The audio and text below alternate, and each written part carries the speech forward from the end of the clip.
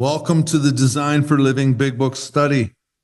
Bill and myself are sharing our own experience of how the Big Book has helped us in the removal of our drug of choice, or actually our substance of no choice, as we've discussed throughout this Big Book study. But more importantly, how the directions contained within the Big Book have helped change all aspects of our lives. We will share our pain and successes as it relates to our own journey and the hundreds of men and women that we have had the pleasure of helping through sponsorship or otherwise. Bill, myself, or the UDRcast are not affiliated with any 12-step program. We neither endorse nor discredit any method of recovery. We are absolutely supportive of all paths to recovery. We're just very passionate about what worked for us and what works today for us. The opinions shared in this study are solely that of the person sharing them. And with that, we can get started. Okay, before we get reading, just a couple things about the step 10. How many people in recovery here think step 10 is about a nightly inventory? Nightly inventory? Dave? Anyone else? It's okay if you do. Yeah, it's okay. A lot of people do. Does anyone think that step 10 is about promptly admitting that you're wrong? Okay, put your hands way up on that one.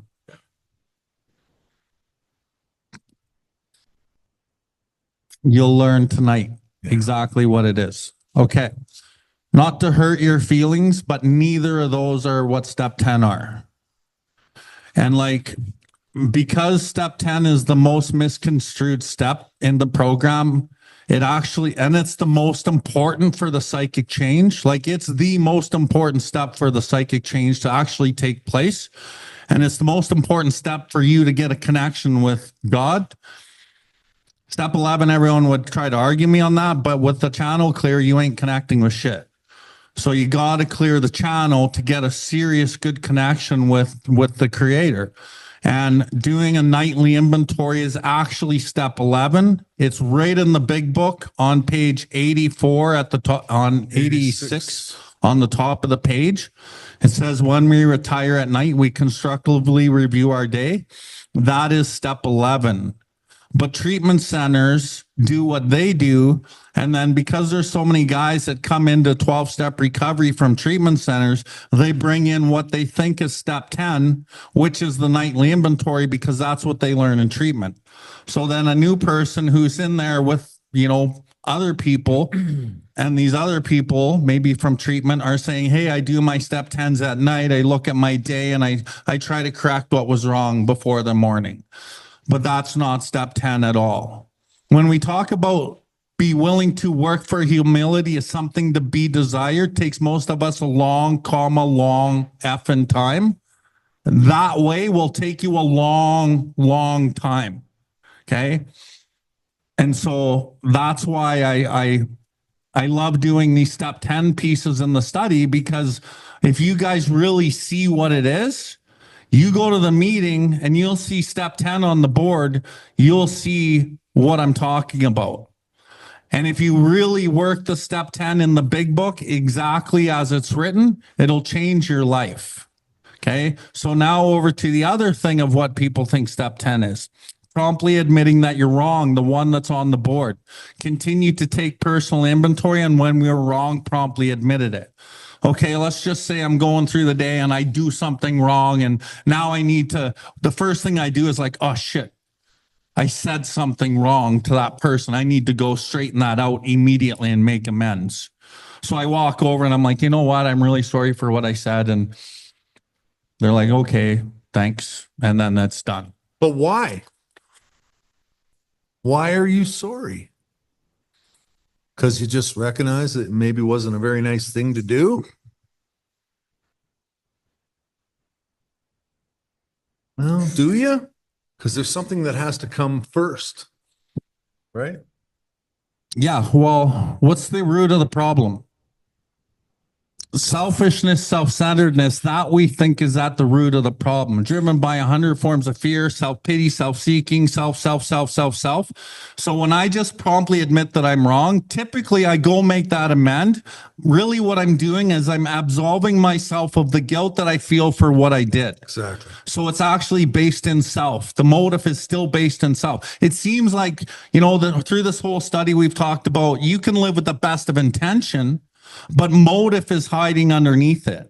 So many people live their program with the best of intention. And you've heard me say it 100 times, we will self-will the principles into our affair. That is an exact example of self-willing a principle that you think with the best of intention into your affairs. Okay. And is it wrong? No, it's not wrong. Is it what the big book says? No. It's not what the big book says. And why is it beneficial to understand really what step 10 is and understand that what it says on the board and the nightly inventory are not? Going back to promptly admitting that you're wrong. If you follow the directions in the book, it takes you through a process that allows you to identify self, many aspects of self probably. And then you can see the root of the problem more clearly. And then you can follow the process, and maybe you don't even make that amend. Maybe that amend doesn't get made. Why? Because in the process, you're actually talking to somebody, typically your sponsor, about it immediately. But if you do make the amends, you get the guidance from the sponsor to do the amend properly and not out of absolution of guilt. Yes, you understand. You continue to take inventory. You start to understand why you're acting out this way. That's the key. That's all driven with God and God-centered people. And was it selfish? Through the talking with somebody, you can find out, oh, it was selfish. Oh, it was self-centered fear. Yeah. Oh, it was this. Oh, it was that. And then so you become hyper aware of self. And then what happens through the process of a real step 10 typically is you don't get what you want. Right? You really don't get what you want. And when you really look at the program of the big book, it doesn't actually tell you what God's will is. It's not there to really show you, oh, this is God's will. Really, what is there to show you? It's there to show you your will. That's what the processes do. Step 4. What does that do? That shows you your will, what's causing your failure. When you do a step 5, what's the purpose? To be hard on yourself and considerate of others. The process allows you to see your defects and what's causing your failure, your will, right? And when you look at step 6, we're asking God to remove my defects. So you're supposed to be aware of what your will is. Forward to step 10. Step 10 is always about finding out what your will is. Where am I selfish, dishonest, self-seeking, inconsiderate? What am I thinking? What am I feeling? And exposing that stuff. Going to God, boom, talking to somebody immediately, making amends quickly. If you have harmed anyone is the key to that sentence. And then resolutely turning your thoughts to someone you can help. And we'll get right to that. But I guess the point is that you get to really see self in live action. And when you get to see self in live action and you follow this process, the suffering that you see a lot of people have in recovery with many years in, that actually isn't the case. You will lose the suffering in your life because you're identifying self constantly and you're giving it back up to God. And then as you identify it, you don't get what you want, whatever that might be. And then the results are the principles. So you'll need to will the principle into the situation. You follow the process. The results are the principles. So now you're practicing these principles in all your affairs without exerting the principle in your affair, if that makes sense. And you'll see that when we go through this. The psychic change starts to occur. Things start to happen naturally. Why? Practice. Is anyone in here spent many years misconstruing the step 10 and then finally figured it out? Brandon, anyone else do a different step 10 before and then they realize this one? Amberly, Anna, anyone else? Tamara, Gord, Jasper. And did anyone learn the right way right from the start? No. Right from the start? Kyle, you two? Okay. So to see how there's so many things about step 10 and like it's kind of all over. Some people have learned it the right way right from the start, and it pays dividends, right? And then you don't even know that there was these other ways unless you go to the meetings and you hear it, right? Lee and Amber Lee, I know Amber Lee said that she learned it a different way and then figured it out later. How many years later, I don't know, but it's making a difference in her life, right? Well, it's not my way, it's the big book way.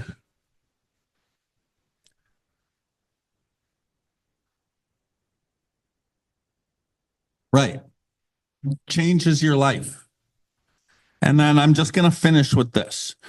As you work a step 10, it's actually a personal inventory, which is clearing the channel. So if you just live with the best of intentions, but you're subconsciously, you don't see it and you're piling up self, you're actually clogging the channel. And everyone's like, well, I'm doing all the things, but I feel like shit. Well, you're doing the best of intention and you're doing all the things that you think, but you're missing the step 10. So you start clogging the channel. But everyone prays and they try to go to step 11 to really get this connection with God. The problem with the connection with God, if you're not working a good step 10, is the ceiling of a step 11 only has a 1. It has a 1 when it has a capacity to have a 10. But you don't know it, that it has a capacity of 10 because all you have ever seen is the 1. So you think that that's all there is. But if you work a step 10 properly, it opens to level 2, level 3, up to 10 and like unlimited power. And then you'll constantly do it differently. And then the natural disposition of a human is love and service. And so it just comes natural. You don't even have to force the service really. Because the 10 and 11 manufacture who you are as a human, and the conditioning gets removed. Self gets removed. And then we want to serve, and we don't have to really try. But you see a lot of people fucking always trying to do service, because they're blocked off on the 10 stuff. And I want you to watch this in recovery, and not from a judgmental perspective. That's not what I'm saying. You can be observational and non-judgmental. Take this data for your own betterment of your own life. And then as you teach your sponsees or whoever's in recovery, you can help them learn that. And it just takes the load off of people that do help. That's all I got. No, it's not.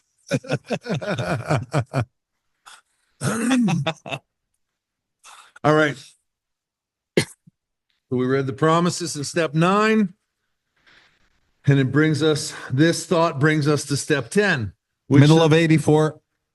Yeah. Sorry if you didn't know. Middle of page 84 in the Alcoholics Anonymous Big Book.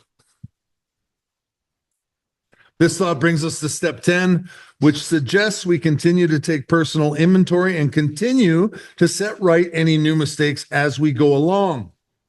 We vigorously commenced this way of living as we cleaned up the past.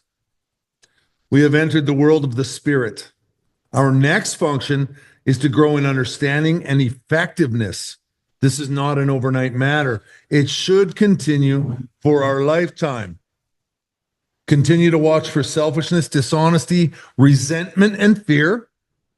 When these crop up, we ask God at once to remove them. We discuss them with someone immediately. You see how that comes before making amends? And make amends quickly if we have harmed anyone. Then we resolutely turn our thoughts on someone we can help. So, there's a lot packed into that little paragraph. I told Bill I'd be brief, so I'm not going to jump over to step 3, but I want to share a few things with you. I want to show you how this is so connected, that this can't be man-made. This has got to be God-driven. It's connected. I've read it in A Vision for You. I've read it in step 10 in the 12 by 12. I've read this in step 7 in the 12 by 12. I've also read this in a vision. I think I said a vision for you already. Step 3 in the big book. But for right now, let's jump to step 10 in the 12 by 12. If you have a book, if not, you'll hear me read it. All I'm going to read is the first paragraph on page 88. As we work the first 9 steps, we prepare ourselves for the adventure of a new life. But when we approach step 10, we commence to put our AA way of living to practical use. You guys remember when Bill said earlier that step 10 is basically the practical use of step 3? That step 3 at that point when we're sobering up is just a theory that gets us starting to think in that direction and sort of helps us commit to doing the rest. But when we get to 10, we put it into practical work. It says that right there in the 12 by 12. Day by day, in fair weather or foul, in good times or bad, okay? Then comes the acid test. Does everyone know what an acid test is? No, it's not dropping acid. It's a scientific way to prove something is right or wrong. They do a test, okay? And so it's very scientific. Can we stay sober? Keep in emotional balance and live to good purpose under all conditions. A continuous look at our assets and liabilities. What are those? Our defects of character and our growth, right? Yes, and our growth. And a real desire to learn and grow by this means are necessities for us. I'm going to jump to step 7, first page. It's all right on the first page. Like, we don't have to go hunting for this stuff. It's very obvious. Page 70 in the 12 by 12. Second paragraph. Indeed, the attainment of greater humility is the foundation principle of each of AA's 12 steps. For without some degree of humility, no alcoholic can stay sober at all.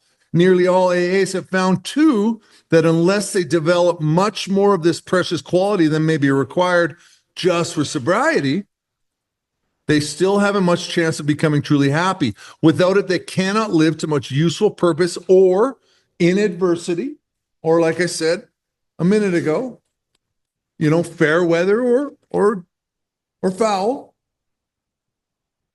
be able to summon the faith that can meet any emergency. You see all the links? Yes. Words in that paragraph is the ability to be able to summon the faith. Yeah, I think you're right. He said he thinks the important words, that was 70, in that paragraph were summon the faith, and I don't disagree with him. I am simply showing, I want to jump to vision for you very quickly, okay? The very end, page 164 in the Alcoholics Anonymous Big Book. Our book is meant to be suggestive only. Why would they put that there? For the family and the employers, not the alcoholic. We realize we know only a little. Why would they put that there? Pardon me? Yeah, the smarter, this.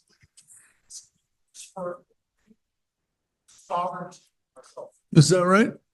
Okay, that's a good thought. I think it's because the smarter I get, the more I realize how stupid I am. I know very little. And the more I think I know, the more my ego and myself and my fear start to enter. I have to stay in tune with God. That's why I think it's there. It says God will constantly, in the very next sentence, God will constantly disclose more to you and to us. Ask him in your morning meditation what you can do each day for the man who is still sick. The answers will come if your own house is in order. You see? Well, that's what Bill's talking about. We got to figure this stuff out. And then we talk to God. Then we meditate. Then we pray, and then we help others. But until we start figuring this out, we're of little use to people. And we've read that 3 times now tonight in the last 5 minutes. You guys recognize that? Am I explaining it properly? Oh, okay. Okay. When I was recovering, I didn't have the ability to pray, and it's a muscle that I didn't know how to flex. But when I left recovery, I was still a friend of the fellowship, but when I left the fellowship, the 12-step fellowship, in service commitment to my children, and I became a football coach. Oh, okay. And doing that, I learned some key lessons from those children and in coaching those that I did not get in recovery. And what we taught those kids is that it'll become automatic, it'll become reflexive. But now 25 years into recovery, that spiritual muscle is an automatic place that I go to now. It was not built when I started the program. It's taken practice for me to understand how to flex that muscle. Thank you. Yes. All right. So what he's saying is practice. This shall continue for our lifetime, right? We ask God to help us with that, and we continue to do the work. The answers will come if your own house is in order, but obviously you cannot transmit something you haven't got. See it to your relationship with him is right, and great events will come to pass for you and countless others. This is the great fact for us. All these things relate directly to the work that we are doing in step 10. We have entered the world of the Spirit. It says this on page 84. Our next function is to grow in understanding. Understanding of what? Well, I'm never going to understand God. So if you think that it's God, which I thought it was, a minute, please. It's not. I need to grow in understanding of my own self. Yeah. Okay. Awesome. Thank you, Nana. And then to become effective, I need to give this away. I need to be helpful. I need to show up positively in people's lives. Okay? To me, that's what step 10 is. I need to have faith that my actions are driven by a faith in God that I know nothing about. And that if I continue to try and do the right things, I can start to learn. I can start to learn about why I act out in self so much. I still do so much. I'm constantly learning. And I have friends like Bill that I call from time to time. And I say, dude, this just happened and I need to know what's going on. Is this self? And sometimes it's not. Sometimes he's like, you know what? I think you're clear. Okay, cool. Thanks, bro. And then I'll call someone else and I'll get their opinion too. And then I'll pray. Sometimes I even have to make amends, but that's rare these days. Bill, you go ahead. There's a lot in that paragraph. We probably should move on until you talk about it. Okay. I just want you to look at that paragraph from this thought brings to love and tolerance of others as our code. I'm just going to hone in on this paragraph for a second. As you go through this reading, I'm going to read it and I want you to circle all the continues that you see. And you're going to underline what I'm going to tell you to underline, but I also want you to circle continues. This thought brings us to step 10, which says we continue. Circle that, page 84. We continue to take personal inventory. We continue, circle that one, to set right any new mistakes as we go along. We vigorously commence, double underline or circle or whatever that one. This way of living as we cleaned up the past. We have entered into the world of the Spirit. Our next function is to grow in understanding and effectiveness. This is not an overnight matter. It should continue, circle that, for our lifetime. Continue. I'm going to read this and then I'm going to come back to it. Continue to watch for selfishness, dishonesty, resentment, and fear. When these crop up, we ask God at once to remove them. We discuss them with somebody immediately, and we make amends quickly if we have harmed anyone. Then we resolutely, circle resolutely, turn our thoughts to someone we can help. Love and tolerance of others is our code. Going back up to the last continue. where it says continue to watch for selfishness, dishonesty, resentment, and fear. Right before the C, after lifetime, put a little baby number 1 in there. After lifetime, before continue. A little baby number 1. Okay. We're going to do 5 numbers here.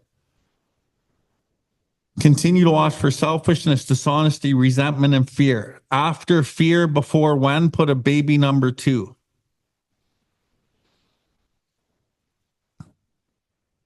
When these crop up, we ask God at once to remove them. After them, before we, put a baby number 3. We discuss them with somebody immediately. And after and before make, put a baby number 4. And make amends quickly if we have harmed anyone. After anyone, before then, put a baby number 5. Okay? And so what you just numbered right there, 1, 2, 3, 4, 5, I want you to underline that whole piece or highlight it or whatever. I would underline it, but you do whatever you want. That little 5-step process that you just got, that'll change your life right there. Most people are not running that part of the program exactly right there. And when you look at the book and it talks about directions, is everyone with me? Do I need to renumber those for anyone? Okay. So what I just gave you is the keys to the kingdom. It's the keys that'll change your life. It'll really fucking change your life. I'm not kidding you one bit. And if you can be aware, so number 1, we watch for selfishness, dishonesty, resentment, and fear. What does that look like in your day-to-day life? It's really looking like, what are you thinking? What are you feeling? It's always, what am I thinking? What am I feeling? Without awareness, nothing happens in this program. Has to be awareness number 1. And then it says we ask God to remove it at once. Your first step in the solution is you go to God. Then it says we discuss them with somebody immediately. Number 3, that's a piece of the puzzle that most people will not do. We discussed it with somebody immediately. Why? Because you find the dishonesty that hides. So when you're looking for selfishness, resentment, fear, and dishonesty, you have a inventory for fear and you have an inventory for resentment, but you have no inventory for dishonesty. You do kind of for selfishness, but dishonesty has nothing. And so what's one of the main problems of the alcoholic? We're dishonest. Where you can rationalize and justify the most errant bullshit to suit our actions and our inaction. So that piece where you discuss that with somebody, it says immediately. That's really, really, really, really fucking important to do that one. Because that's where you now get the feedback from a God-centered 12-step pillar on selfishness, dishonesty, resentment, fear, self-seeking, self-pity, martyr, whatever it is that you're hiding, we can see it if you call me. And the thing about calling me is you got to tell me the whole story. But the thing about me is I'm really good at pulling the whole story out of you. I'm going to find it because I know how alcoholics are anyway. Right? Yeah. Well, it's kind of like Tiffany knows. No, we got to keep going here. Hang on. So as you phone somebody and you do this immediately, you follow the directions, then you get the feedback that you need in the moment. And then it says, then you make amends quickly if you have harmed anyone. You're going to get your counsel in that moment when you're making the call if you need to do the amends. And then it says you resolutely turn your thoughts to someone we can help. That's the last piece of it. That one's almost always like missed a little bit too. Does anyone know what resolutely means? Anyone? Exactly. Say that again. Okay. Determined. Exactly. Unselfishly devoting oneself to the welfare, happiness of another person. I can't remember exactly what it is. Anyway, so that's what resolutely is. In an admirably purposeful, determined, and unwavering manner, we try to help somebody else. In our thoughts, that says, okay? So we're devoting ourselves in an admirable manner to the prayer of somebody else and really trying to pray for somebody else. So how do we do that? We do that with time in the prayer. So when you pray for someone at the end of that process, you will do it for 30 seconds or a minute or 2 minutes or 3 minutes. Then you will get some results out of that. So again, we're just going to kind of recap it here. 1, you start off with the problem of self. 2, you go to God. 3, you talk to somebody immediately. 4, you make amends quickly. If you have harmed anyone, notice how different that is than the step that's on the wall. You promptly admit that you're wrong and then run and make an amend. That's not what it says. It says if you need to make an amend. But if you follow the process, you will not likely need to make an amend. Because we've done the inventory before we act it out. Yes. Amazing, Yes. right? Yeah. And if you did act out How afterwards, do you get there though? you know, if you made the mistake and you went through the defect and you caused the harm, no foul. Doesn't matter if you made a mistake, because you're going to get the data, because you're going to go back to the start of this process anyway. Maybe you did act out in fear and you made a mistake, but you're still going to talk to your sponsor immediately. You're still going to go to God. You're still going to pray for the person resolutely, but you're going to go back and get all the data out of the conversation with your sponsor. So it doesn't matter if you fuck up, but if you get this system in your life, you'll start catching it before you mess up. And I guess the step 6 part of that is, you know, you just do it the best that you can.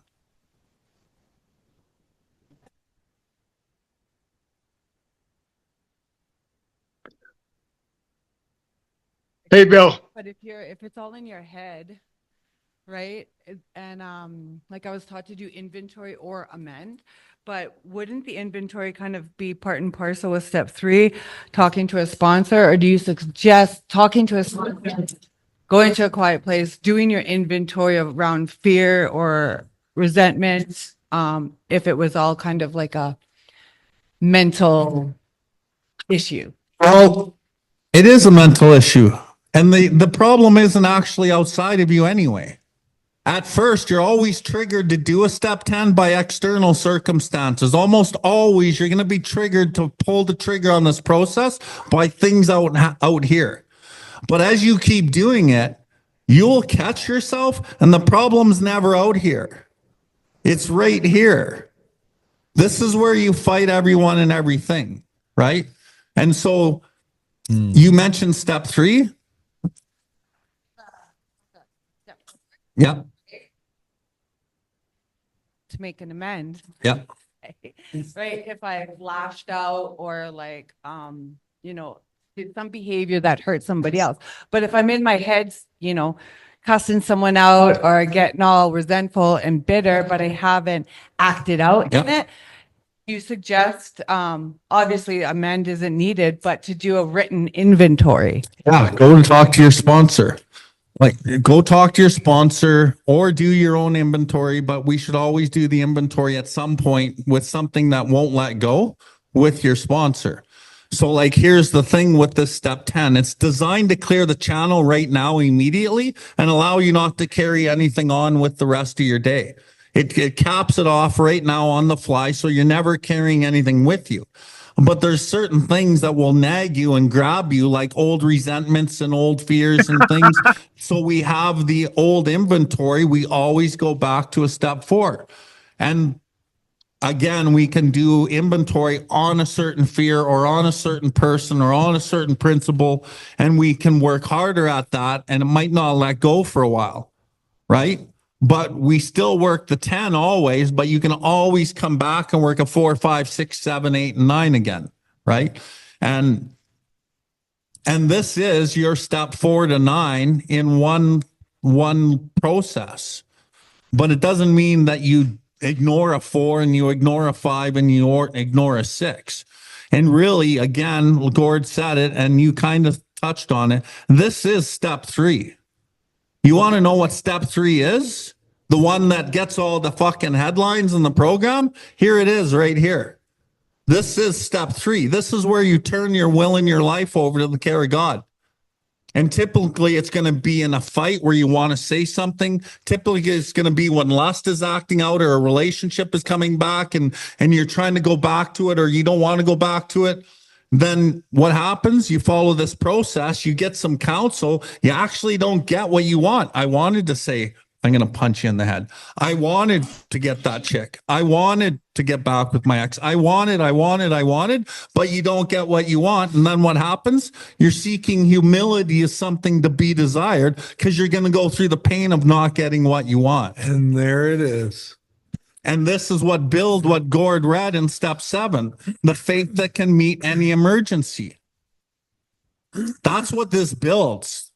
But most people are going to not be able to do that in these moments because they're trying to self-will the principle into their affair. But really what they're doing is they're resisting. And whatever you resist persists.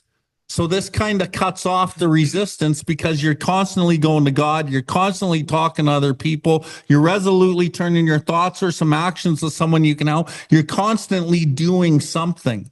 And really what's at the end of this is you have a desire to grow in the image and likeness of your creator, but it's unbelievably painful because it's only by repeated humiliations at the end of a long road that you're forced to learn something about humility that's more than a condition of groveling despair. But the groveling despair of the step 10 actually presents itself until you get over the hump. Daily. And so the healing is in this part of the book right here. And then you just do it over and over and over and over. And like the step 6 part, right? Step 6 is pain. It hurts. Well, what is step 6? Any person capable of enough willingness and honesty to try repeatedly. That's what we're doing. Step 6, basically, on all your defects without reservation, man, has indeed come a long way. What? Spiritually. So you grow closer to God, just like it says you're growing into the spirit or whatever the fuck it said there. This is the step, man. This is the step. And you work it hard enough and eventually you start healing and you will realize that the problem isn't outside of you.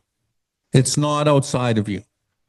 But I will say there's certain things in your life that you may be hanging on to that won't allow you to grow into this step properly. Yeah.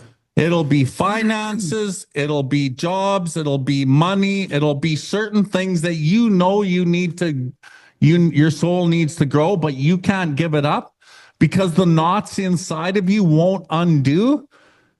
And the beliefs that you have about something is so strong that you don't think you need to give it up. But if you really sit quietly and you pray, and you will get the answers if your channel is clear.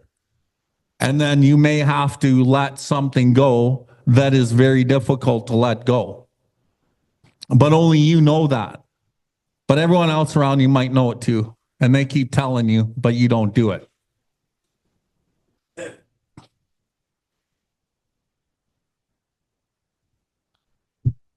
Well, just have one question. Are we, what if we haven't even done our steps yet? Then what? Can we still do this? Is it going to affect, what do we? Well, you can, but if you haven't done your steps, then you don't really. This is not making very sense to me. Well, that makes sense to me that it doesn't make sense to you. Yeah. Because if you haven't done the previous steps to step 10, then this isn't going to make much sense. Yeah. So then I shouldn't be here right now then? No, you can be here. You're more than welcome to be here. Yeah. It just might not compute all the way because there's missing pieces of the puzzle along the way that you needed. Right. That's okay. So just pray and ask God to allow what needs to stick. Because there's things that we're going to say that's going to stick. and just ask God to keep what needs to be and let the rest go that don't need to be right now. And And just then- listen and know that you're around safe people, people that care about you. That's the good enough reason to be here right now. You're surrounded by people that care about you for no reason at all. Okay. Okay? You're welcome here. Thank you for your honesty. Yeah. Really lovely. Any questions on like this gold right here? Question? Go ahead. Here comes the microphone. Yeah, we're on Zoom and this is all recorded, so. Hello, everybody online. My name is Brandon. I'm a friend of the fellowship. My question is similar to hers, but slightly different. How does a newcomer that hasn't done the steps yet engage in a temporary step 10 practice until they reach step 10, sir? Well, most people are going to kind of understand the basics of this, so you can kind of do that. The problem here's the problem actually with the other two ways of step 10. Let's say promptly admitting that you're wrong. If you're a newcomer and you keep hearing that, then you start building that into your daily life as a newcomer, and then it cements a huge block to the real process in your life. And then you do your steps at year 3 and then you miss the boat because you've ingrained what you think it is, which is the one on the wall.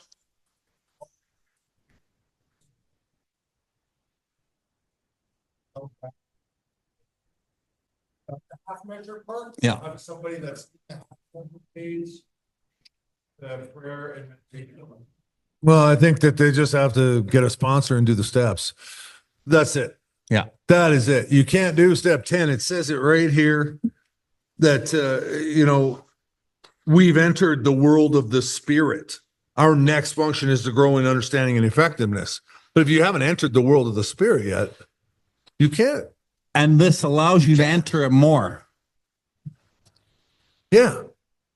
I mean, my advice would be if you haven't done the steps yet, is just try and show up and be a good human. That's the best thing you can do. But get through a set of steps as quickly as you can because it's critical to save your life. If you're anything like me anyway, without a set of steps, I would have drank again. And that will be for me to die, so it's pretty important. It's pretty important. Anyway, we should move on. Okay. So just before we move on, that is your clear-cut directions of how to go moment by moment by moment. Back in the way agnostics, I'll finish with this on this part. Sorry. What is this but a miracle of healing? Circumstances made him willing to believe. What that means to me is the circumstances of life are the miracle of healing. That's the opportunity if you're willing to bring God in.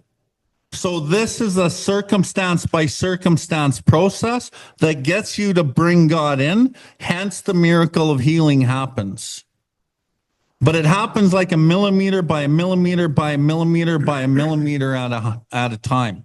And the thing is, you might not even think that this is really working, but that's not the point. The point is stay willing and honest, try repeatedly step 6, which is this, on all your faults without reservation, and you'll indeed come a long way. You'll get closer to God spiritually. And it will happen. But if you just do it like rigorously commence this way of living for a while, and then you kind of go back to your own ways, you kind of fuck it up, man. And you undo it. And then that road takes a long time to be willing to work for humility. It is a long time. It's a long way around, man, to do it any other way. And it doesn't have to take a long time. It can take a short time. Those rebellion dogs at your every step, no, they're not. They're not. But you have to be disciplined. The principle behind step 10 in AA is perseverance, which means fighting through. Think about step 3, take away my difficulty so that victory over them may bear witness. That's what this is. You're fighting through your difficulties so that you can be victorious through it. Continuing is another way of saying it. This is relieving you of the bondage of self. This is where you build with me, do with me as thou wilt, because you're not getting what you want. You follow the process. It's directions, directions, directions, process, process, process. No matter what you think, my opinion, follow the process, the results will come. Practical step 3, relieve me of the bondage, not of myself, of self. That starts to happen here because we start to try and see it all the time. We start to use the people that care for us and we care for as sounding boards. We start to put this application into our lives. And so the bondage of self starts to let up a little bit. It's not so glaring anyway. We start to feel some relief. And that's all God given. I'd love to tell you that we wouldn't have to talk about God. You know, you hear people in certain rooms and stuff, and we should never talk about God. This entire book is about God. Whomever that God is for you, it's all about God. We have entered the world of the Spirit. Sure. If that works for you right now, perfect. That is wonderful. We emphatically let you know that you are on your way. Yeah, whatever it is for you, it's all about God. All right. Love and tolerance of others is our code. So here are the step promises. If you do what we've just been talking about, what Bill has just so eloquently explained, you start to feel these things. We cease fighting anything or anyone, even alcohol. For by this time, sanity will have returned. Sanity. What did we talk about earlier in this big book study? What insanity was? It was improper thinking, right? It was skewed thoughts. Right? So sanity's return, we start making correct decisions. We start making better decisions. We start recognizing our faults and having a look at them before we act out. Sanity starts to return. We will seldom be interested in liquor. If tempted, we recoil from it as from a hot flame. How many people here are 5 years plus sobriety? How many of you think about drinking daily? Not a single one of them put their hands up. How many of you, though, think of it, have thought of it occasionally? How many of you have seen that thought completely disappear immediately and you start to think about talking to someone and helping another person? Yeah, they all put their hands up. That's what this is all about. We react sanely and normally. Microphone's coming to you.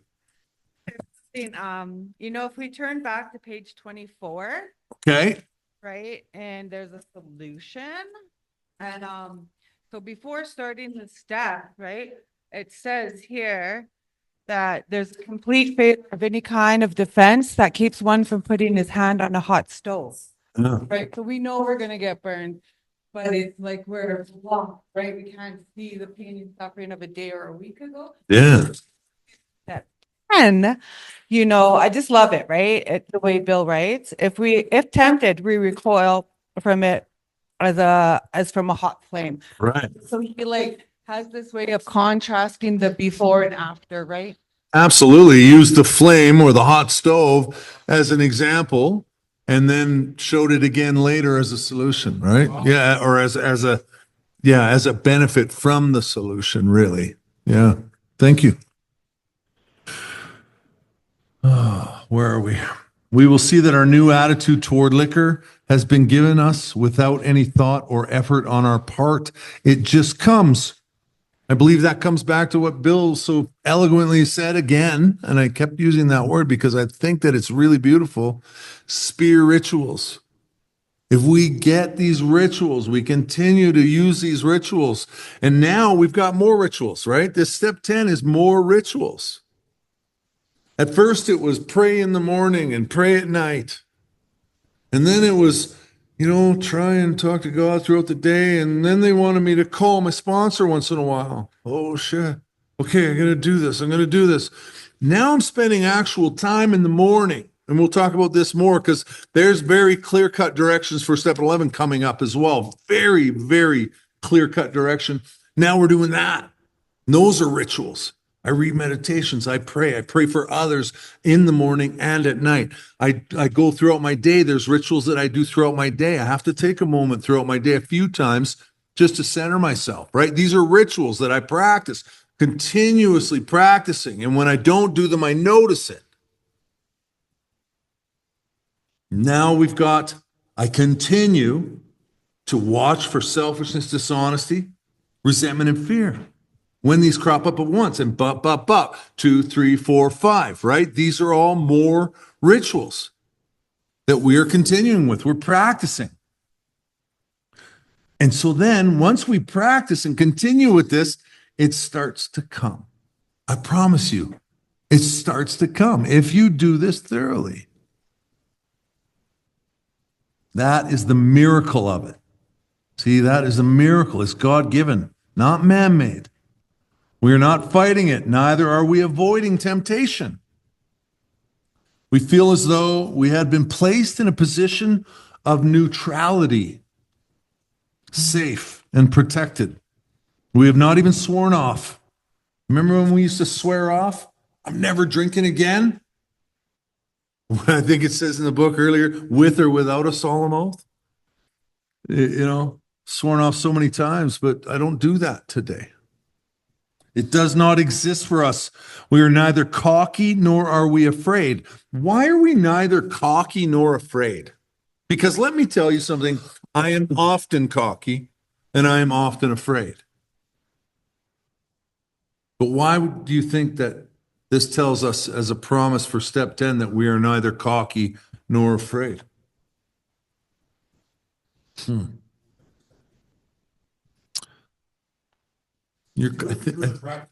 I think you're close. Yeah. I think that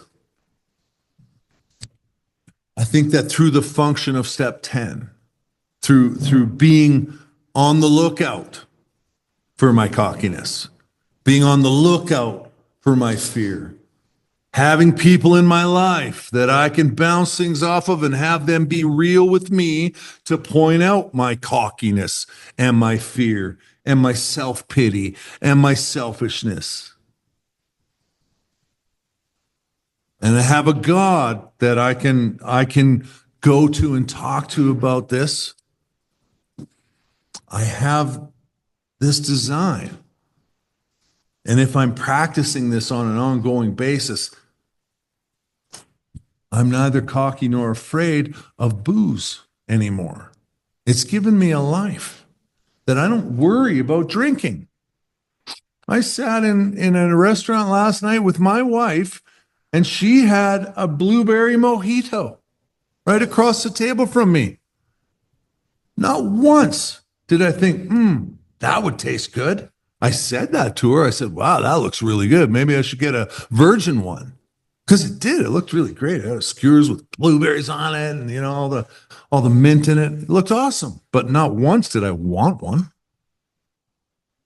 I'm neither cocky, and nor did I go around running around, I don't need booze or anything. I felt no need to tell anyone I was an alcoholic at any point. In fact, I don't ever need to tell them that. I'm not cocky, nor am I afraid, because I'm doing this work. I'm trying to become a better human being, and I rely on friends and God. That is our experience. That is how we react Very important warning, so long as we keep in fit spiritual condition. It is easy to let up on the spiritual program of action and rest on our laurels. We all know what that means. Rest on our accomplishments of yesterday or our past. So I don't really need to be spiritual and do any spirituals today. I did them all yesterday and I helped somebody yesterday. I'm good for today. No, that doesn't exist for me. It's too risky. We are headed for trouble if we do, for alcohol is a subtle foe. We are not cured of alcoholism, which is why I need step 10. It's why I need to continue looking at myself for the rest of my life. This shall continue for our lifetime.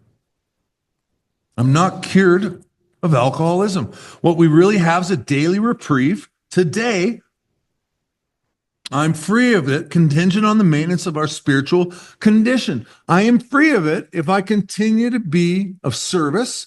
I continue to surround myself with positive people, and I continue to look at my faults when they crop up. Every day is a day when we must carry the vision of God's will into all of our activities. I don't get to be this guy here in the big book study, but then be an asshole all day at work. It doesn't work. I don't get to go home and tell my wife that she's a shitty person and you know, she needs to clean the floor and whatever. You know what I mean? Like, I don't know how to do that, to be honest with you. I just love her. I was just making shit up now, but I don't get to be an asshole in all the rest of my life. This has to go with me everywhere. How can I best serve thee? Thy will, not mine, be done. I use that as a mantra, and I have for years. Your will, not mine, God. Mine is weak. I need your strength. I continuously say that over and over when I'm in moments where I feel my ego rising. I've done it here many times. You guys have seen me act out in ego and get all excitable, right? For a second. Then I catch it, I let Bill talk, and I say a little prayer. Oops, where'd that come from? Help me. Very, very important. These are our thoughts which must go with us constantly. We can exercise our willpower. So this is new. This is new. Do you have something to say? I wanted to say, I don't understand, just to back up a little bit, when you said you're with your wife, is she having a drink? I thought we're not supposed to hang out in places for drinking and that, because if you sit in the barber chair long enough, you're gonna get a haircut. Yeah. That's a, Yeah, that's something that they tell us in AA meetings. but if you, but I maybe shouldn't have said that, but isn't, I don't know how to, I know what you're saying. They tell us to stay away, and quite honestly, I if you haven't done your steps and actually put this into your life, I'd stay away too. But what we're telling you is that once you have, and you have practiced this long enough, and things have gone well enough, you know, it becomes a ritual in your life. You don't have to be afraid of it. But I can't just tell you that. You have to experience it. Yeah. Yeah, I wouldn't tell you. Go sit in a bar.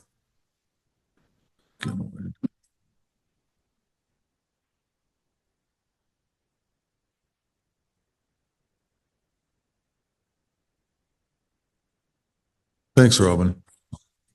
Don't be apologizing. That's okay. Look, I can't remember, but it says that we shouldn't avoid invitations to bars like after a spiritual experience. So we do the steps, and step 12 is as a result of doing these steps, we have a spiritual experience, which removes the obsession to drink, right? And once the obsession to drink has been removed, we are safe. We can go to the bars if we have business with family, friends. To be there, yeah. To like watch the partiers or to be, you know, just getting some excitement from the bar, but being there to be with a person, being present, jobs, and we're the session to drink has been removed, then it's okay.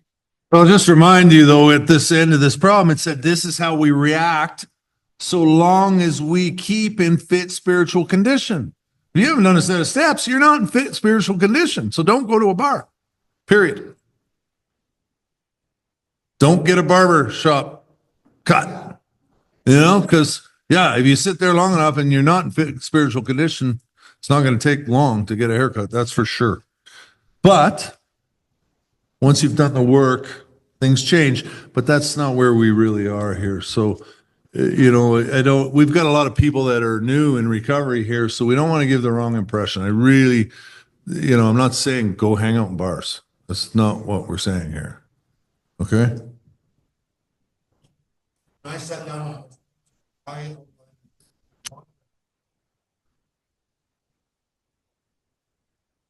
Nice. Thank you. All right. How can I best serve thee? Thy will, not mine, be done. These are the thoughts which must go with us constantly. Now we can exercise our willpower. That's where I was. Along this line, all we wish. It is the proper use of our will. So at the beginning of this, we were all talking about our will is no good, right? And it had to be God's will. And step 3 was about turning our will over to God. And we've talked to you about step 10 being the practical application of step 3, which is turning our will over to God. And once we start doing that for a long period of time, and it starts to really work in our hearts and our souls and our lives, and we have that psychic change, we have that sanity that's returned, as the promise says,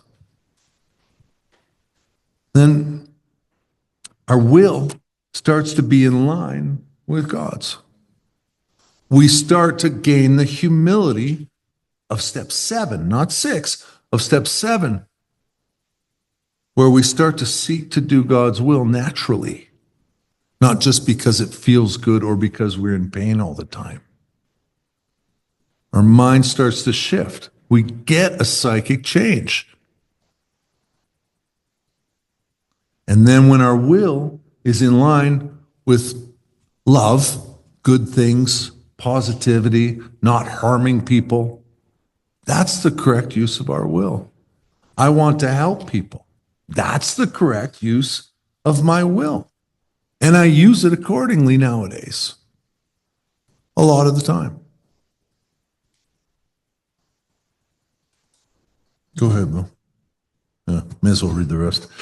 Much has already been said about receiving strength, inspiration, and direction from Him who has all knowledge and power. If we have carefully followed directions, we have begun to sense the flow of His Spirit into us. To some extent, we have become God conscious. We have begun to develop this vital sixth sense, but we must go further, and that means more action. Okay. Okay, let's take a break. We'll get back to the podcast in a second. The opinions expressed on this podcast are solely of the guest sharing or myself. We have no affiliation with any 12-step or recovery program. And if you do like our work, please consider visiting BILLWARD.life and supporting what we do. Now back to the podcast. Okay, so a lot of times when I do big book studies, in some ways it's not really meant for the newcomer. But that's not to say that the big book studies, that newcomers can't come. But like my podcast and a lot of the things that I do, they're really more meant for somebody with a year or 2 or 3 or maybe more, and they're really struggling with like their sobriety. That's what my big book studies have been like noted for, and that's kind of what my focus is. A lot of the sponsees that I've sponsored over the last 8 years, they've had more time than me. They're chronic relapsers. They've been sober a while. In the last number of years, very few newcomers. But really, the thing that I like to focus on is the spiritual malady, right? The defective character and the spiritual malady. So I'm going to reiterate the step 10 stuff more in the spiritual malady, more in the defective character aspect than for the drink. And when I sponsor, a lot of you guys know I don't sponsor on the drink. I never sponsor about the drink. That's my thing. I don't do that. And the results are the person doesn't drink because the drink isn't actually the problem. So when we look at this like 5-step process, the directions of what step 10 is, it's actually removing me out of the picture. So I'm just going to reiterate it. Continue to watch for Bill. When Bill crops up, we ask God to remove Bill at once. We discuss Bill with somebody immediately. We make amends quickly if Bill has harmed anybody, and then Bill resolutely turns his thoughts to someone he can help. So it's actually removing me out of the picture in any circumstance, my ego, right? And then through the process, we have ceased fighting anything or anyone. So as I cease fighting you, because remember when I said this whole process is triggered by you? In life, the outside circumstances trigger this process. So it allows me to stop fighting you. I go to my sponsor, I talk to him, I kind of discern what self is, and then I have to do whatever it is at the guidance of my sponsor in these directions. And I typically don't hurt anybody. So I'm not fighting you anymore. But then as we work this step over and over and over, like I just said earlier, we realize we're fighting ourselves. The whole fight in life is with ourselves. It's not with anybody else. And even when you think you resent somebody else, typically what I've learned is no, you're resenting a part of yourself. That comes down the road though, seeing those things like that. It comes down the road that you resent yourself. When you're judgmental at somebody, you're actually judgmental at yourself. Okay. Whatever it is, it's almost always to you. And so we cease fighting anything or anyone, even alcohol, because you don't need alcohol, because you're not fighting yourself. So you're not going to fight anybody else. So you don't need to fight alcohol. So the importance of this process to be worked over and over and over to get to the point where you just are looking at yourself only.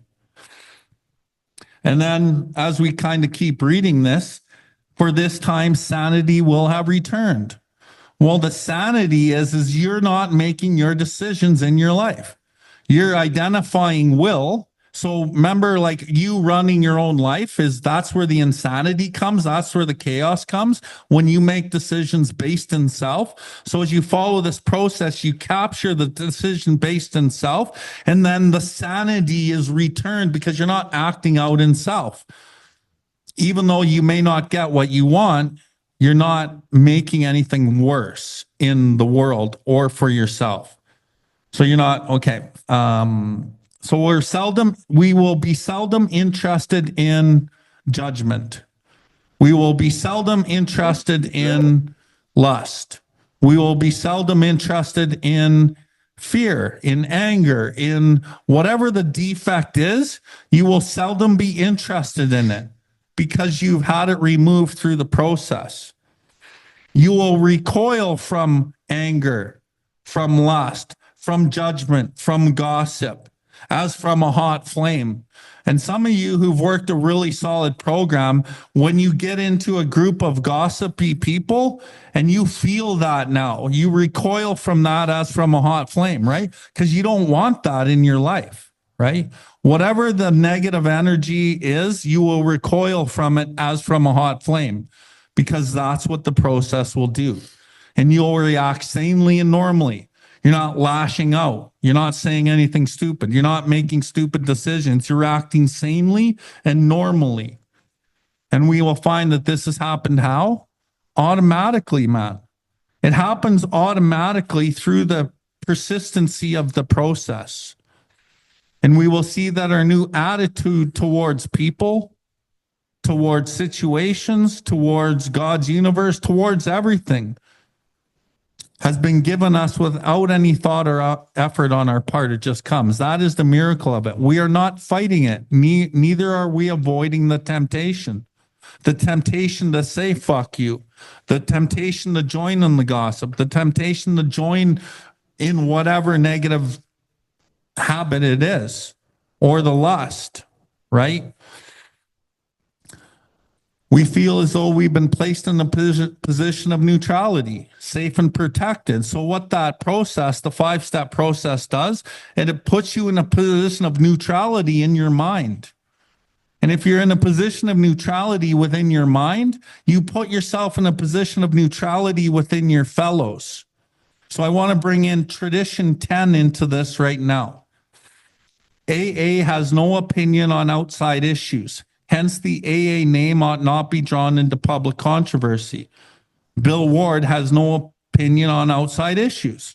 Hence, because of that, he's not drawn into other people's drama because of their trauma.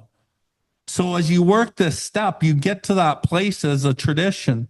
You'll have no opinion on outside issues, outside of your own autonomy. And now I'm going to bring in tradition 4. Each group is autonomous, except in matters affecting other groups or AA as a whole. So what does that mean? The word autonomy means the ability to govern self. Self-governance, right? So each group is autonomous, meaning they have the ability to do whatever they want, as long as they don't affect another group or AA as a whole. Any group can do whatever they want, right? So now take that tradition into your life. Bill Ward is autonomous, except in matters affecting other people or the world as a whole. So when I look at my first step 4, I can see where my autonomy based in fear. What governed my life? Fear. So my autonomy was based in fear, and I can see that in my first step 4. So I can see where I was fighting everything and everyone, affecting the people and the world as a whole in a negative way. But as I work this program and I get closer to God, my autonomy becomes grounded in God. It becomes grounded in love. So then my autonomy can affect the people and the world as a whole in a good way. That's what we're trying to do. So when we look back at tradition 10, AA has no opinion on outside issues. Hence, the AA name ought not be drawn into public controversy. Eventually, you will have no opinion on outside issues, outside of your own autonomy, because you don't need to share your opinion. You don't need to say, hey, that's wrong, that's not right, or whatever it might be. You don't need to do anything because you're okay with you. Why? Because through the process, you removed all the things that are in conflict with you. So then you become loving to yourself. This whole process is about self-love, even though at first it seems like you're not really getting what you want. Does that make sense? Okay. So we feel as though we've been placed in a position of neutrality, safe and protected, because you're neutral within yourself. You're not fighting yourself anymore. We have not even sworn off. Instead, the problem, you, has been removed. Your defects, your ego, it does not exist for us. We are neither cocky nor afraid. You're just cool. You're just cool in life, man. Cool like a cucumber. That is our experience. That is how we react. How? So long as we keep in fit spiritual condition. How do we keep in fit spiritual condition? Through this 5-step process on the other page. That's how you will keep in fit spiritual condition. But remember, part of the process of keeping in fit spiritual condition and God building with you and doing with you as he will means you got to get self-destructed, which is painful.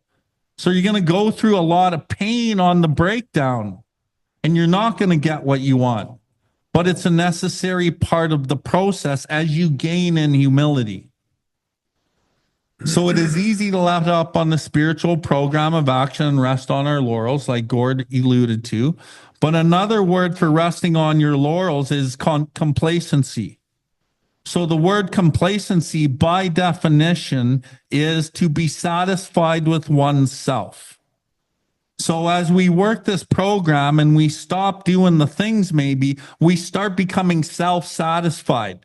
meaning, oh, I'm going to get this money for me. I'm going to get that job for me. I'm going to do all these things for me so that I'm okay and I'm satisfied and I'm secure, blah, blah, blah, blah, blah.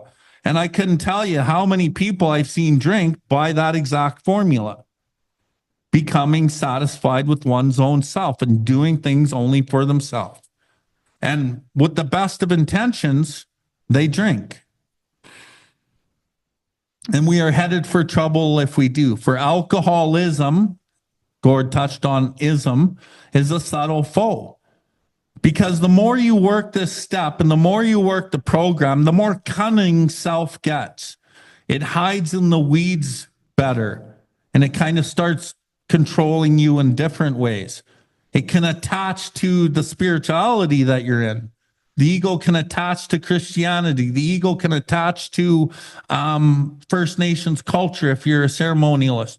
The ego can attach to different aspects of your life, so it gets a little more cunning. That's why good discernment with a good sponsor is important, because they can kind of cut through that dishonesty. But the longer we stay sober, the less we do that.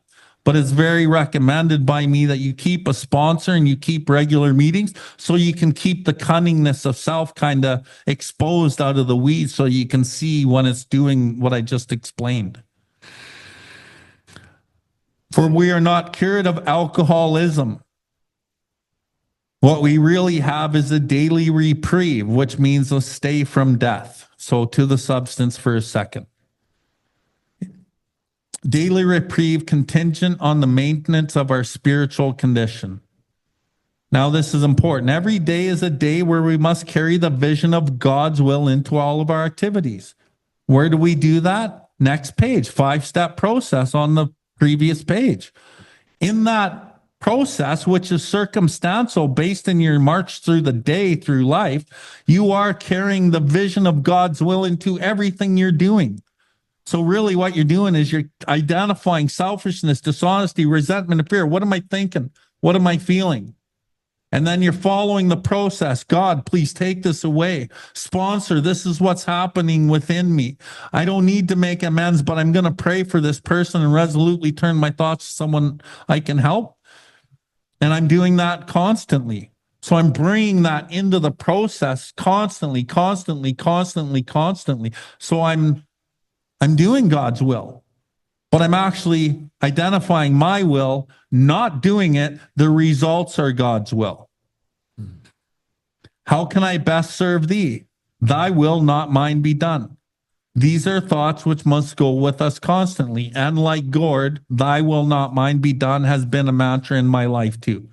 It'll really kind of help snap you out of something if you're in something and you have that little saying, God's, thy will, not mine, be done. It kind of brings in the fact that God is everything, whatever it is, good or bad, seemingly good or bad. These thoughts must go with us constantly. We can exercise our will along this line all we wish. It is the proper use of the will. So it's not the removal of your will, like you will hear in the meetings. It's alignment of the will. You have to get up out of bed. You have to have the willingness to pray at your bedside. You have to have the willingness to call your sponsor. You have to have the willingness to get up and get to work on time. Like you have to align your will with God's will. So I'm going to say it like this, which other people don't agree with, but whatever, I don't care. I'm of the theory I'm co-creating with my creator. Because I have to walk my part and meet creator wherever creator is. But I got to be careful with that. But I got to get up and do my part. And God always meets me. Sometimes he meets me 80%. Sometimes he meets me 10%. But as long as I'm moving in the right direction, I'm aligning my will with him. So it's not just God just does everything. God's not just every fucking part of my day. I got to get up too. I got to put my foot in front of the other. I got to put my socks on. God's not putting my socks on. Right? I'm putting my socks on. I'm coming to the meeting. I'm doing the things also. right? I got to match my willingness with God's grace. That's very important. It's not removal of the will, it's alignment of the will. And like, I'm going to use myself for an example. I know I'm good at this shit. Okay. Not in an arrogant way. I know I'm good at this shit. And is it okay for me to say that? Well, in most of recovery, it's not. That's fucking arrogant. That guy's so arrogant. No, man, I embrace my good traits of who I am. Right.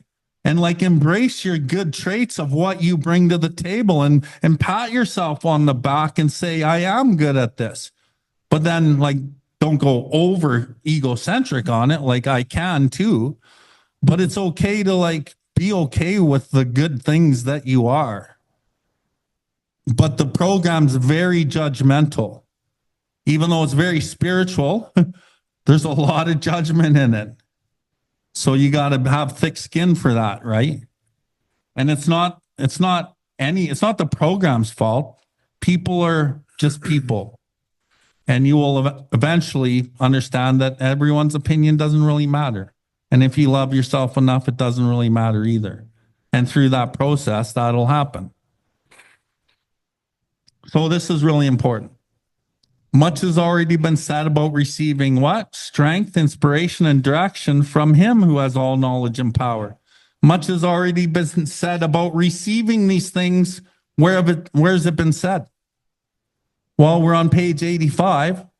So it's been said for 84 pages, 85 pages, and the doctor's opinion of how we receive his strength, inspiration, and direction from God, who actually has the power. So we're no longer powerless. We have the power. And direction from him who has all knowledge and power. If we have carefully followed what? Fucking directions. What directions? Page 84. And other directions. But these 5 proposals on this left-hand side on page 84, if you follow those, if we have followed directions carefully, what does it say? We have begun to sense the flow of his spirit into us. So you begin to have God like flow into you through this process. And to some extent, we have become God conscious. You become God conscious with this because you're constantly going to God in all these different circumstances. People are guiding you to God, who you're calling as your pillars. You're resolutely turning your thoughts to other people. You're praying for forgiveness. You're doing all these things, and you start walking hand in hand with the creator of the universe. We have begun to develop what? This vital sixth sense, the one that's there to guide your life. The one that's been blocked by calamity, pomp, and worship of other things. We start uncovering that and we start being able to like use it to guide our lives. And so where it says, if we have begun to sense the flow of his spirit into us, I want you to just quickly flip back to page 63 for 1 second. I want to show you guys a couple things here. So on page 63, which is your step 3, right? We're going to go about 1, 2, 3, 4, 5, 6, 7 or 8 lines down where it says, as we felt new power. So 63, 7 or 8 lines down, as we felt new power. As we felt new power flow in. It's very similar to what we just read in step 10. We begun to sense the flow of his spirit into us. So it's a direct correlation from step 3 to step 10. We become conscious of his presence. What is that? We become God conscious. See, like there's no mistake here. That's why step 10 is step 3.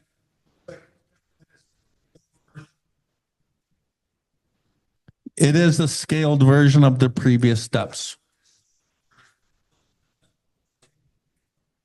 That's correct. 100%. So back to 85. We've begun to develop this vital, which means important, vital, important, but it comes from vitality, which means giving of life. So the more you work this step, the more you live life in like the most beautiful sense of the word. But we must go further, and that means more action. So I'm just going to read a couple lines here, and then I'm going to turn it over to Gord. But we must go further, and that requires more action. Okay, step 11 is action, it's saying. Step 11 suggests prayer and meditation. So right before prayer and meditation, this step 10 is inventory. It's all about inventory. Now, step 11 suggests prayer and meditation. So what I want to highlight is self-examination first, prayer and meditation second and third. We shouldn't be shy on this matter of prayer. Better men than us have been using it constantly. It works when we have the proper attitude. What's the attitude? Anyone? Lack of self. Anyone? The attitude is God. God becomes the attitude through the step 10 process because you're growing in the consciousness of your creator. You're walking hand in hand. Everything becomes God. So you're taking that step 10 stuff into the step 11 and you're going to work at it and you have a proper attitude, which means it's God. And now you're going to work at it. And it would be easy to be vague on this matter, yet we believe we can make some definite, valuable suggestions. So before we move on, if you do have a 12 and 12, I just want to highlight one more little piece. 98. On page 98, it's the second paragraph.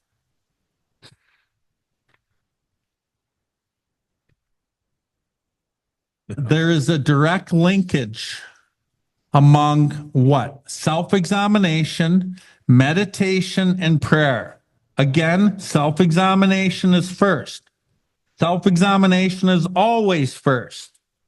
In the literature, if you read this literature and you extrapolate this literature, you will see self-examination is always first. Prayer or meditation, prayer are always second and third. When taken separately, these practices bring much relief and benefit. So when you take prayer, self-examination, or meditation separately, you get relief and benefit. So what do most people do? They pray. And they mostly only pray. They may not even do self-examination, and rarely do people meditate. So what do you get out of doing each thing separately? You get relief and you get some benefit. But what does it say next? But when they are logically related and interwoven, the result is an unshakable foundation for life. So as you take your self-examination first, you take it to prayer and you take it to meditation, you are now building an unshakable foundation for life. Now and then we may be granted a glimpse into the ultimate reality, the God dope, which is God's kingdom. And we'll be comforted, and assured that our own destiny in that realm will be secure so long as we try. However, faultingly, to do the will of our own creator. No. You can highlight whatever you want. But I would highlight there's a direct linkage between self-examination, prayer, and meditation. It's the unshakable foundation for life. And I would leave it at that. So again, as you work the 10, you clear the channel for the 11 to have maximum benefit. Without working the 10, you don't have a maximum benefit for step 11.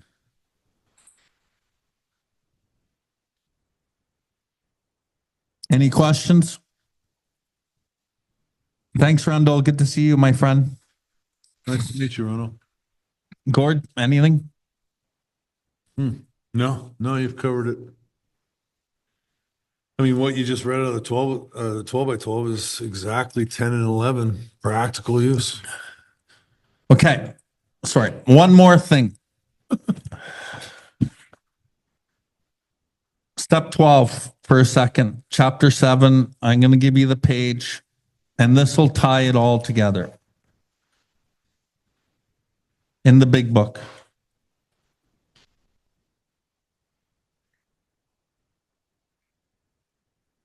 Do I have it?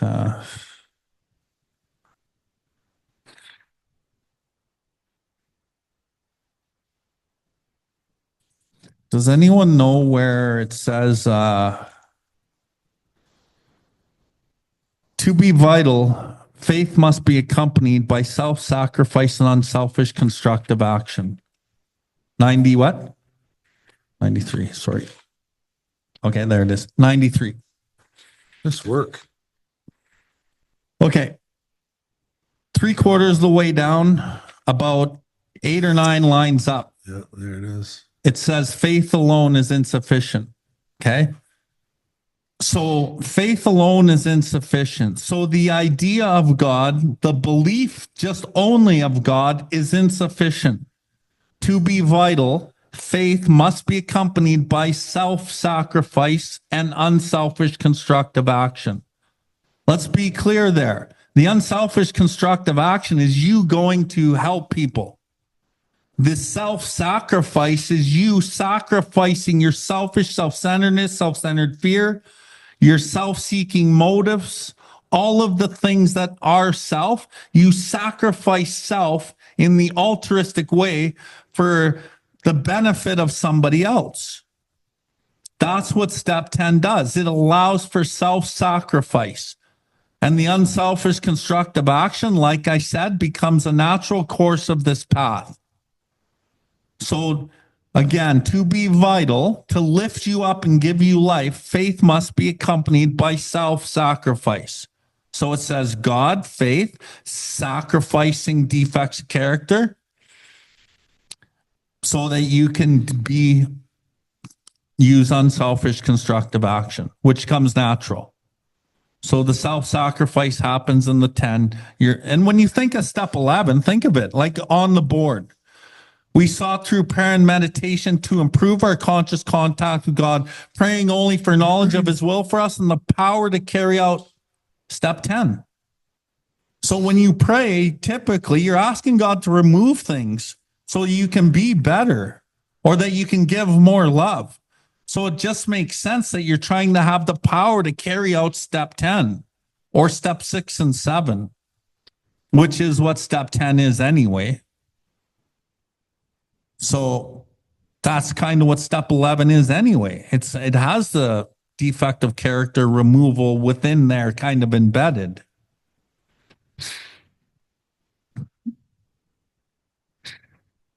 That's it. All right. So really, I mean, I'm going to read a bunch of stuff here and it's simply directions. I'm not going to talk a whole lot about it. It's very plain and simple. They've masterly drawn this out for us. It's kind of like a pray and meditate for dummies book. It's right here. Are you using the Jesse Phillips kind of version? I don't know. Okay. I don't remember. Okay. So Probably not. what Gord's saying is step 11 has a whole bunch of fluffy shit in it. Okay. It's all good stuff. Yeah. But there's some clear-cut directions in the step 11 literature from page 86 to 88. And like from my experience, there's about 10 lines that are clear directions. The rest of it you don't even fucking need. But you can read it, and most people start by reading it. But as you advance, don't even worry about the fucking fluffy shit in step 11. Follow exactly what it says and do that. And if you get in tune to what the directions are in the book and you can go through your step 11, underline only exact directions, And only do that during the day or in the morning. Lee. Well, we'll see what Gord has. When we retire at night, we constructively review our day. Were we resentful, selfish, dishonest, or afraid? Do we owe an apology? Have we kept something to ourselves which should be discussed with another person at once? Where were we kind and loving toward all? What could we have done better? Were we thinking of ourselves most of the time, or were we thinking of what we could do for others, of what we could pack in to the stream of life?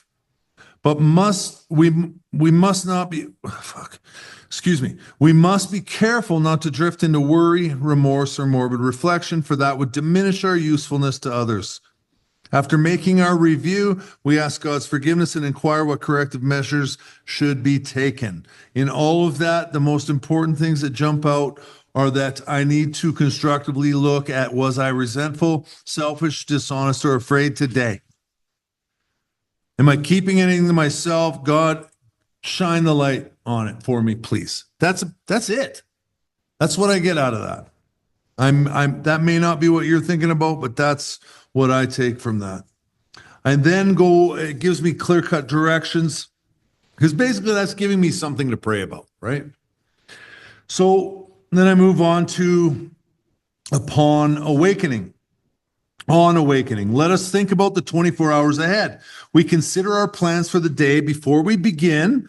This is very important. We ask God to direct our thinking, especially asking that it be divorced from self-pity, dishonest, or self-seeking motives. More fluff, under these conditions, we can employ our mental faculties with assurance, for after all, God gave us brains to use. Our thought life will be placed on a much higher plane when our thinking is cleared of wrong motives. In thinking about our day, we may face indecision. We may not be able to determine which course to take. Here, we ask God for inspiration or an intuitive thought or decision. One thing I do like to point out here, it's the first time it mentions intuitive, but has direct correlation to a vital sixth sense that we just spoke about. We relax and take it easy. We don't struggle. We are often surprised how the right answers come after we have tried this for a while. What used to be the hunch or the occasional inspiration gradually becomes a working part of our mind. Being still inexperienced and having just made conscious contact with God, it is not probable that we are going to be inspired at all times. We might pay for this presumption in all sorts of absurd actions and ideas. Nevertheless, we find that our thinking will, as time passes, be more and more on the plane of inspiration. We come to rely upon it. We usually conclude the period of meditation with a prayer that we be shown all through the day what our next step is to be, that we be given whatever we need to take care of such problems. We ask especially for freedom from self-will and are careful to make no requests for ourselves only. We may ask for ourselves, however, if others will be helped. We are careful never to pray for our own selfish ends. Many of us have wasted a lot of time doing that, and it doesn't work. You can easily see why. So throughout that part, what I like to focus on is that I start my day thinking about what my day is going to have in store. What do I have to do today? It's a very easy way for me to focus on a small version of meditation. I start to plan my day and I talk to God. It centers me in the morning. I find that very, very important. I will read meditations. I will do all those things. But right here, it's talking to me about once I've gone to the bathroom and had a piss, take a minute and sit down and think about what I've got to do today. And then, even more importantly, I talk to God and I say, look, kind of help me through this without any wrong motives. Clear my thought of, excuse me, self-pity, dishonest, and self-seeking motives, right? Under these conditions, it tells me I can employ my mental faculties, blah, blah, blah, blah, blah. I ask God to help me know when I'm being selfish, period.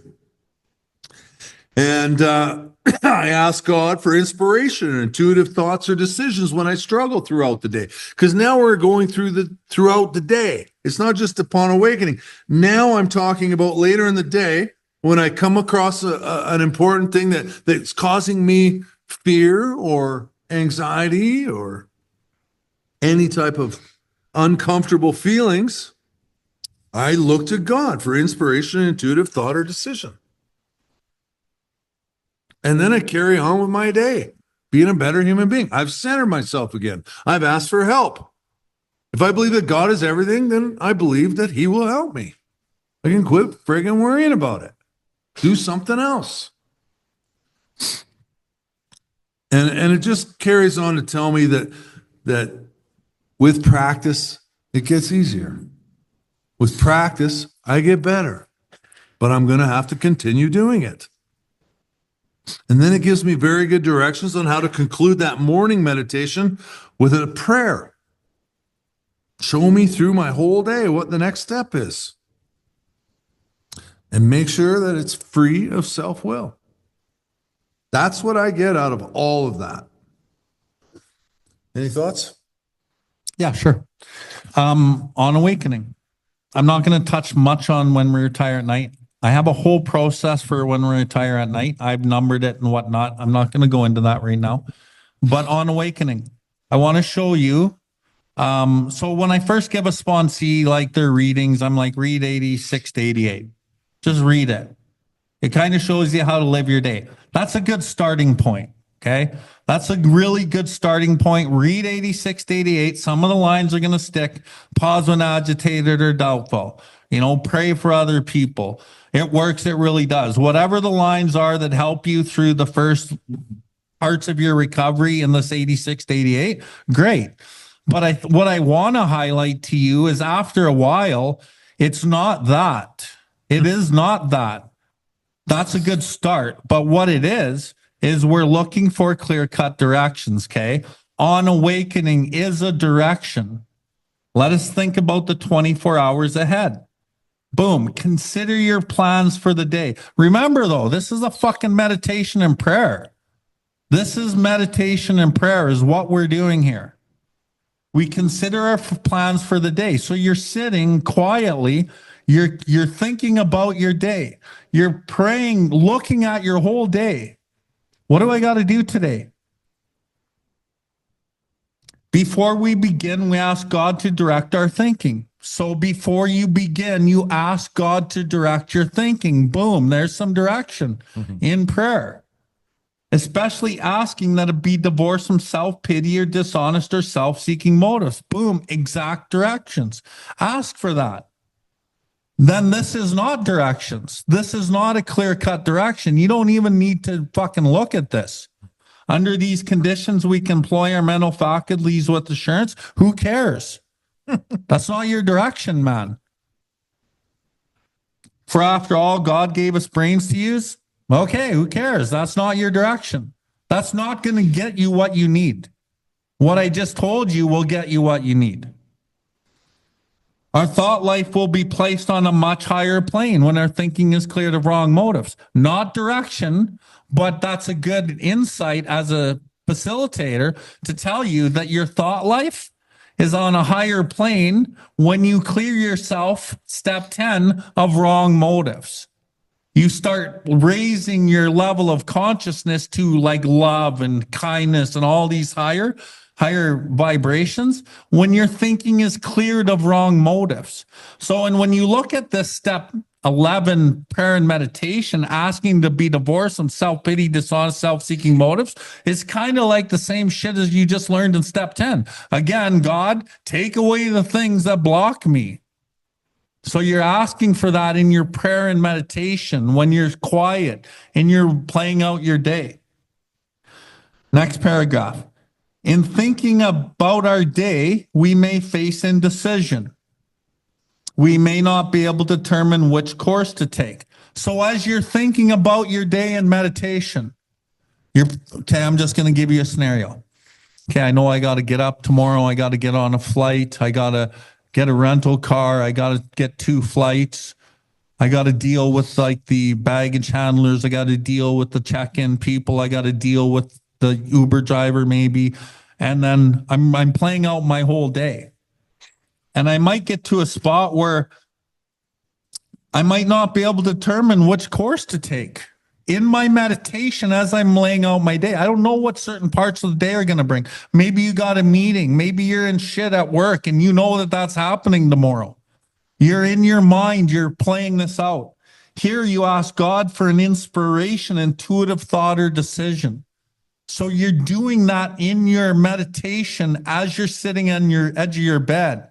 And in that moment where you don't know what to do in your meditation, boom, you ask God for an intuitive thought, inspiration, or direction in your meditation. So when you cross that spot in your life, in your day, that comes in that moment.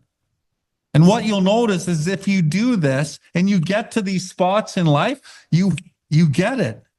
And then you just handled it and you're like, holy fuck. I look back on my day and go, holy shit, that was easy.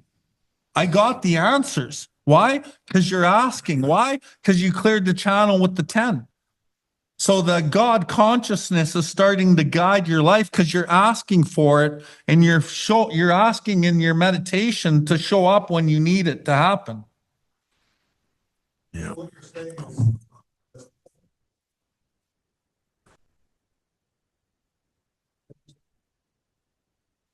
feel, okay, your mind. Yes. Okay. And you're playing out a potential of what your day looks like, but in indecision where you don't know what to do, you're asking in the meditation for God to give you that answer. And then God will give you the answers when you're living the day. Yeah, Okay. he's also correcting how I said it improperly. Like this is in meditation in the morning, but when it turns into the hunch or occasional inspiration, gradually becomes a working part of the mind. That's when we start getting into the day and I think I said that backwards. So thank you for correcting that. That's when it starts working in our day. But we have to start really at the beginning of the day thinking about this stuff and praying for help. And then it starts working. And on awakening, not after your coffee and all this other shit. Your mind is the closest to the subconscious it's going to be the soon as you wake up. That's why it says on awakening. And the mind's the closest to your subconscious where we need to change the patterns right before you go to sleep, which is why when we retire at night is so important. So you're doing it the closest to consciousness in the morning and the closest to consciousness is night. So you're retraining where the patterns are actually coming from, where you're actually powerless over behavior. So you're training it there. So that's important. As soon as you wake up, and if anyone here has ever been sponsored by me or got my note thing, I have a thing that I send the people that I work with. It says in the morning before you fucking do anything in capital letters. That's what you do. And then I give you your readings and whatever, right? You can take a piss. Yeah, I'm 53. I got to take a piss first. That's about it. Right? So next page, 87, what used to be a hunch or occasional inspiration, because you guys all have it, man. You all have God consciousness in you, but we don't listen to it because the mind and the ego and the fear have covered it up for so many years. But what used to be that hunch or occasional inspiration, now it gradually becomes a working part of your mind. But that's not in any directions. That's just fluffy shit that you don't really need to know, but it's kind of nice to know. And you'll see it become gradually working in your life, but it's not directions. So let's get that clear. You don't even need to do that in the morning. Do all the direction shit. And then 6 months down the road, then read this and go, holy fuck. Being still inexperienced and having just made conscious contact with God, it is not probable that you're going to be inspired at all times. You're going to forget, man. You're not going to make the right choice. You're going to mess things up. You're going to act out, blah, blah, blah, blah, blah. It doesn't matter. Look. And we might pay for this presumption in all sorts of absurd actions and ideas. When you're not connected, you will pay for it in absurd actions and ideas. Nevertheless, and we will find that our thinking as time passes, as you practice, will become more and more on the high plane, level high, of inspiration. You start getting guided by God consciousness. You don't need to use your logic and common sense and pros and cons anymore. We come to rely upon it. Now, again, we conclude the period of meditation. So it's saying, boom, your meditation is ending here with a prayer. Here's the exact prayer or your version of with a prayer that you are shown all through the day what your next step is to be, that we be given from God what we need to take care of such problems. Always, God, help me. God, help me. What problems? Help me, God. I need your help constantly, constantly, constantly. We especially ask for freedom from self-will. Boom, there it is again. And we are careful to make what? No request for ourselves only. No request for yourself, except we may ask for ourselves, however, if others can be helped. And that might not make sense to you at whatever level you're at. Doesn't fucking matter, man. It's exactly what it says. Do what it says. And you will see the benefits later. So don't pray that I get the job. Maybe the job isn't for fucking you. Don't pray that you get the relationship. Don't pray. What do you know? Don't deprive somebody else of their journey. You don't know what's best for anybody else. Like I could show you in step 11, it says, don't even pray that somebody gets unsick. You just pray whatever be thy will, because they're on their own journey, and that's fucking fine. Because why? Because you have no opinion on outside issues. That's their journey, man. Right? Including our kids, our ex-wives, fucking just people, man. No offense. But we are careful to make no request for ourselves only. We may ask for ourselves, however, as if others will be helped. We are careful to never pray for our own selfish ends. Many of us have wasted a lot of time doing that. Fluffy, fluffy, fluffy, fluffy, fluffy. There's a whole bunch of more fluffy stuff right to the end. The only thing that's not fluffy left is, as we go through the day, pause when agitated or doubtful. Ask for the right thought or action. Don't think about the pros and the cons. Ask for the right thought or action. And if you take that back to the fear in step 4, it says we ask God to show us who we should be, not do. Through the being, the doing comes.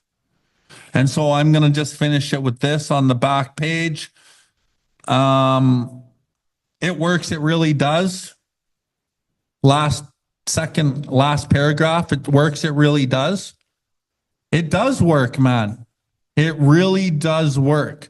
And the amount of people that have come to me, like that I've worked with after I've said, just do this, do this, do this, do this. Like about 8 months later, like, dude, this works. It really does. I'm like, fuck, I know. That's what it says. If you follow it. That's exactly why I made that. Yeah. Siege. Happy Thank you.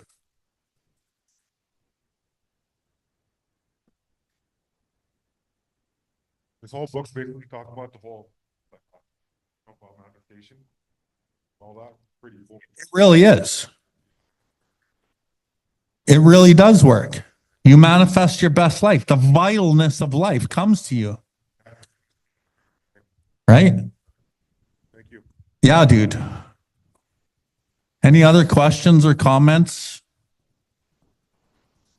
Gord, do you want to add to any of that? I know we didn't read the last bit, but There's nothing to add, really. I mean, you're exactly right. I love the pause when agitated or doubtful. That's what I was trying to say earlier too. A little ahead of myself, but it works. Really works if we keep it simple. We were talking about that earlier over here. Just keep it. It's so complex, and it has to be complex for us for a little while because I don't know what it is, but we get this desire to learn. And when we learn more, we start to realize how simple it is. Kind of like what I talked about at the beginning. I start thinking I'm smart and I realize that I don't know as much as I thought I did, right? It's really simple. If we can keep it simple, but we alcoholics are undisciplined, it says here. So we let God discipline us in the simple ways that they just outlined. Yeah, That's it. That is it. that is it. We are undisciplined and we have an exact disciplined way to live. And so if anyone wants the exact directions, Lee has the exact directions highlighted in his book. And I would challenge you to just try to do only the directions that are underlined in his book. Leave all the fluff out of it. Leave all the fluff out of it and see what happens in 4 or 5 months. And follow your step 10. And this is something even newcomers can do. Yeah, you betcha. Okay, so we're going to shut her down on that note.